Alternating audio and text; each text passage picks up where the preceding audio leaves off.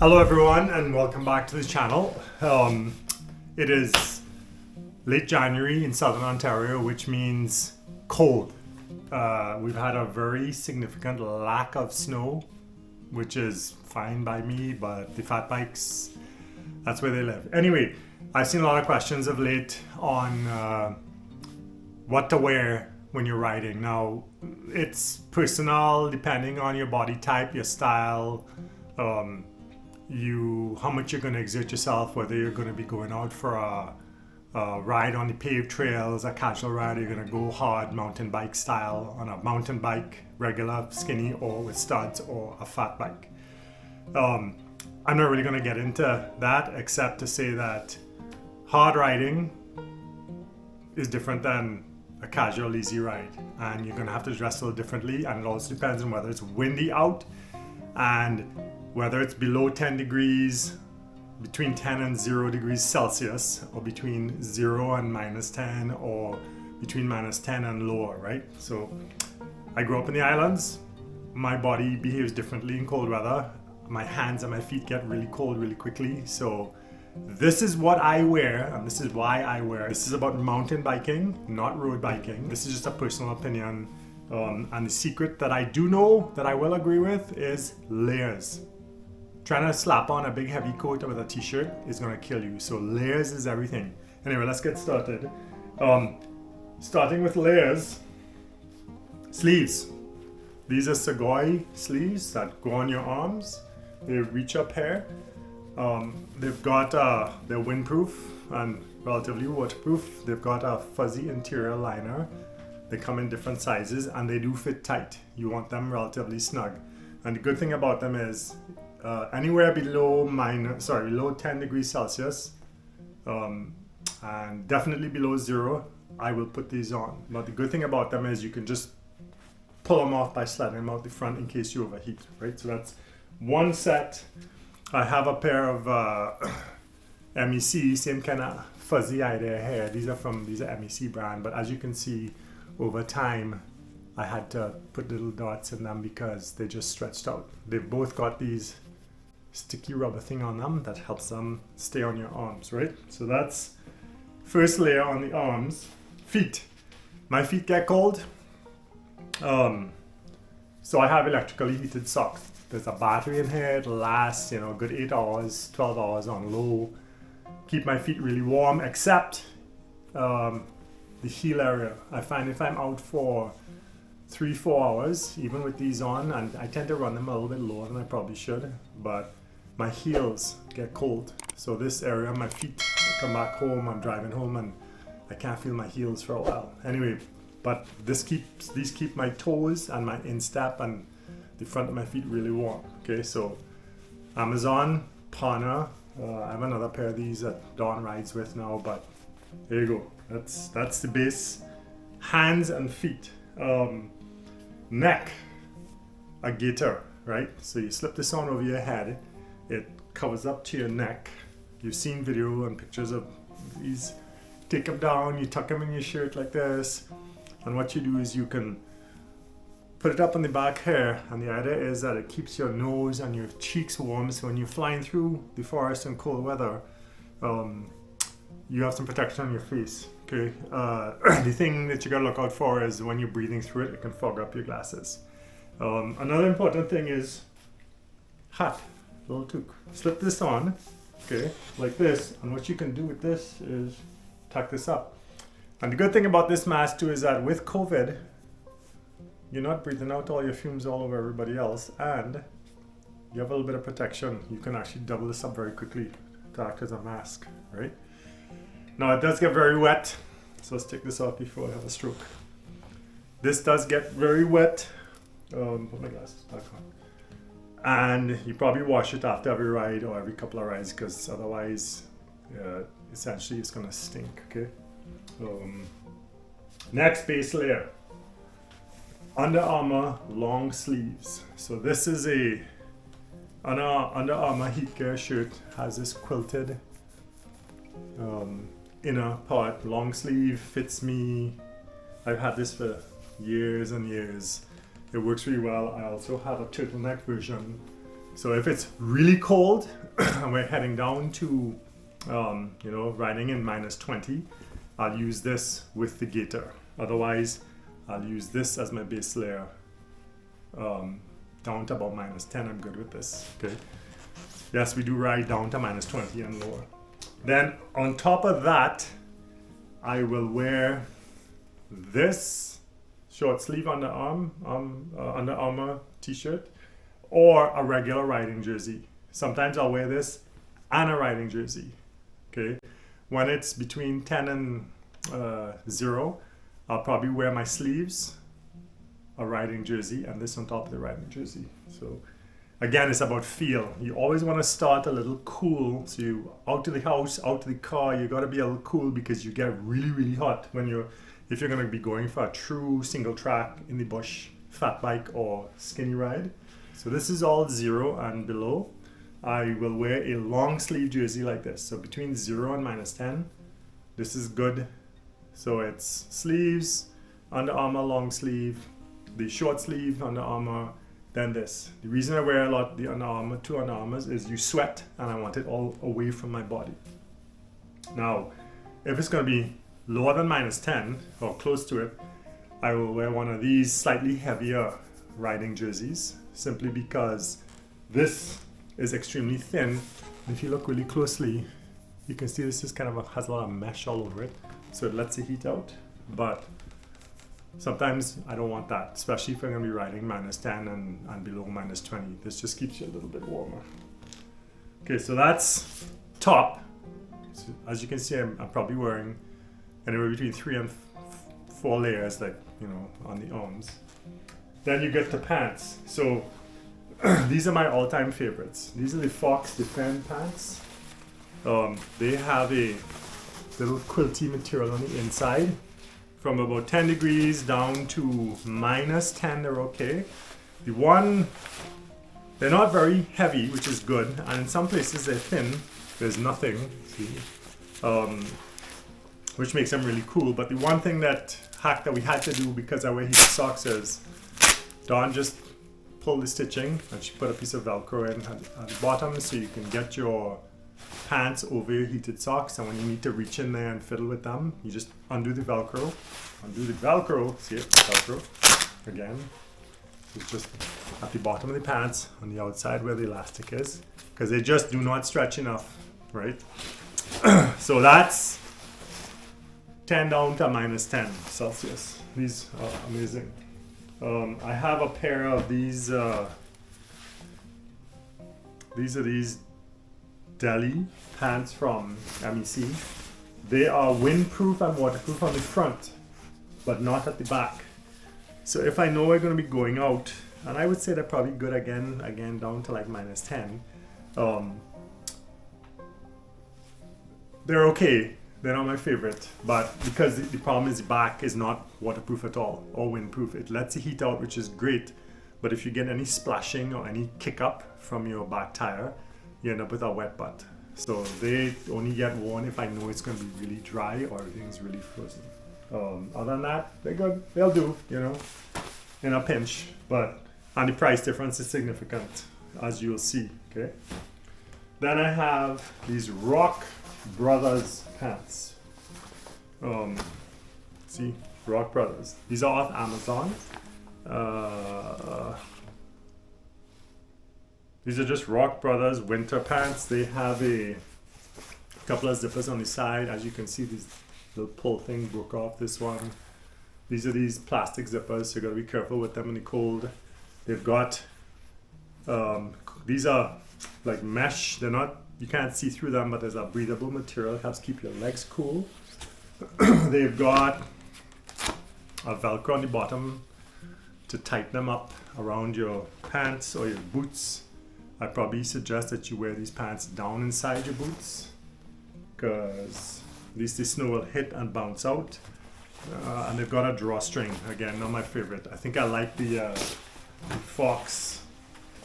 Real quick on this one.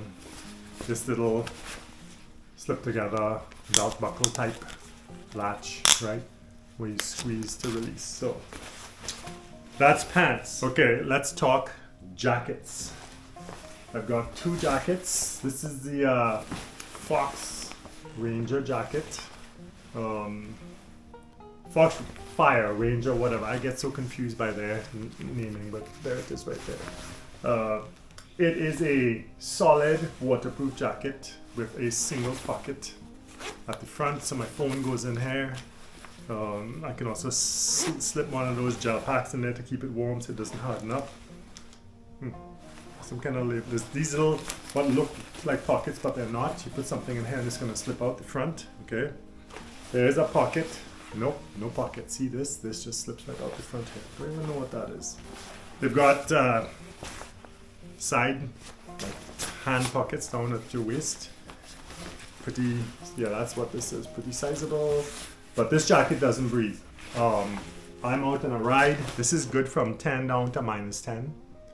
I've even worn this down as low as like -15 and been okay, as long as we were moving. But I don't find, they claim this is a breathable jacket. I will tell you right now, it is not, because while I'm riding, I am sweating and this doesn't let anything out.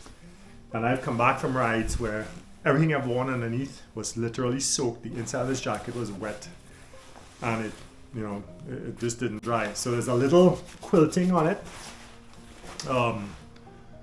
that keeps you warm. Now you put this jacket on initially, it's really, really thin and light. You do feel cool, which is what you want. But it's up, again, it's a feel thing, right? Waterproof, definitely. Jacket is tough as all hell. Hit stuff, I've had things dig at it. Nothing. It really does stand up. Now, I did find this at, if you're in Canada, at a Mark's Work warehouse. This is a, let me unzip this. This is a Far West jacket.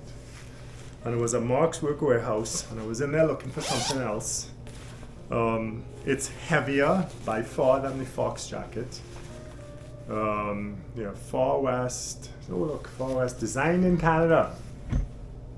Don't know where it's made. It's a slim fit jacket, so it stays close to you. It doesn't get hung up on stuff.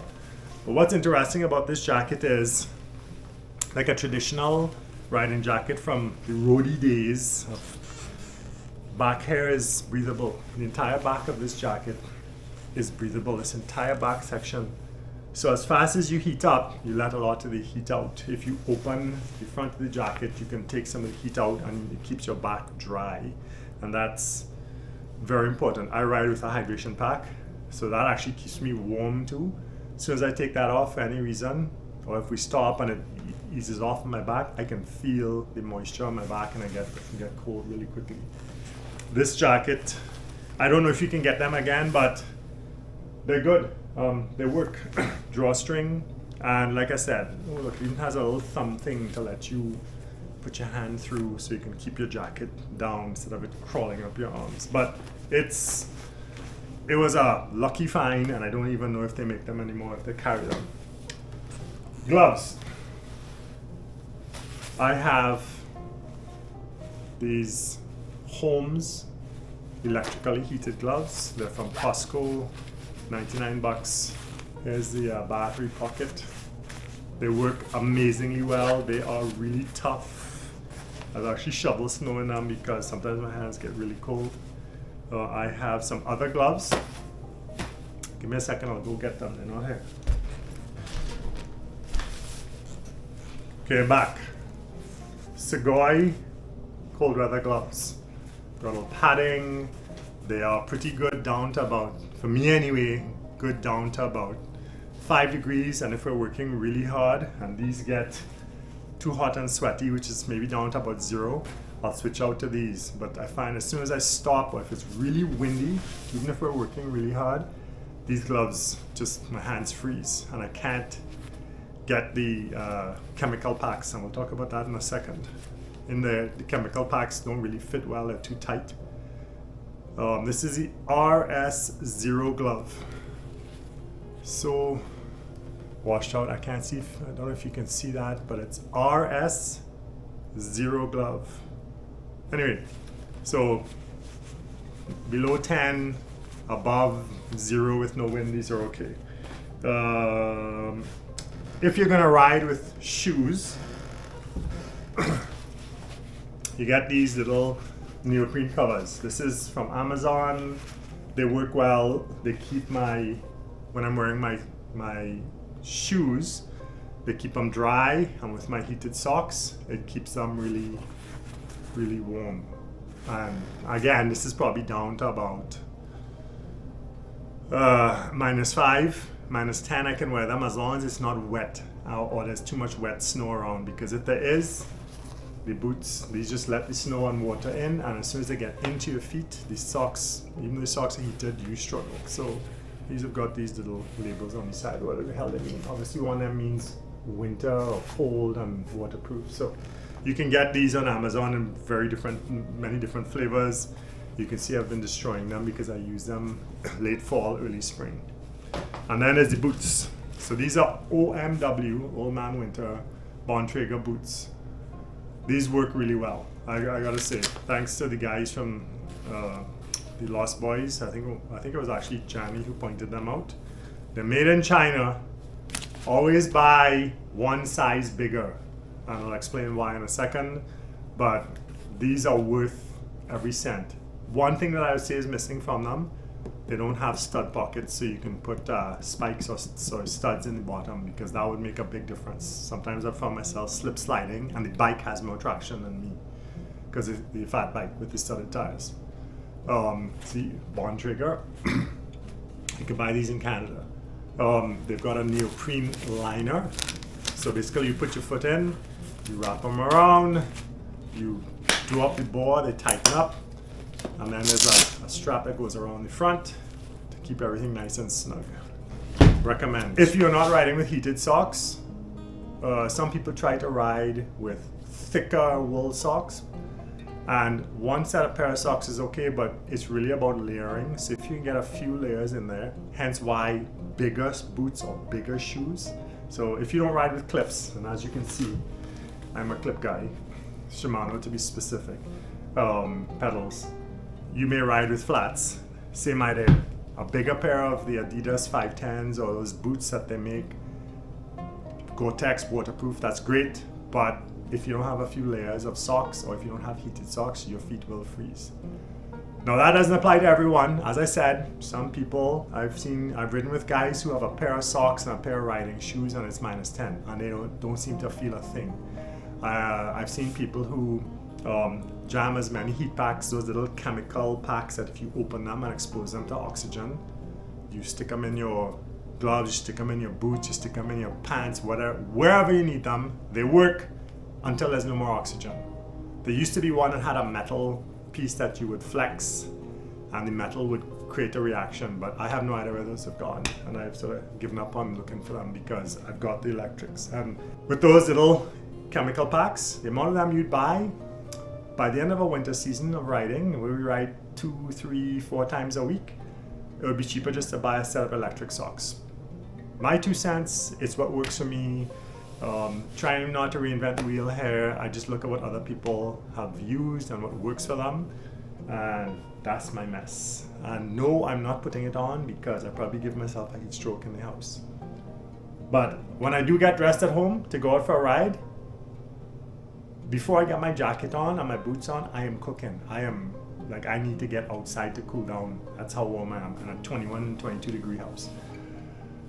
Try it out. Layers, for me, I don't layer my pants because I'm already wearing a pair of underwear and a chamois liner, and then I have one of these pairs of pants on.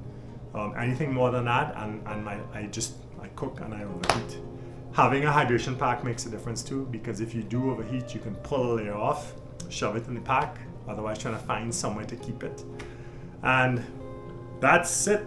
That's it for my personal opinion on winter riding and how to dress. If you have any questions, leave them down below. I'll see if I can help you out.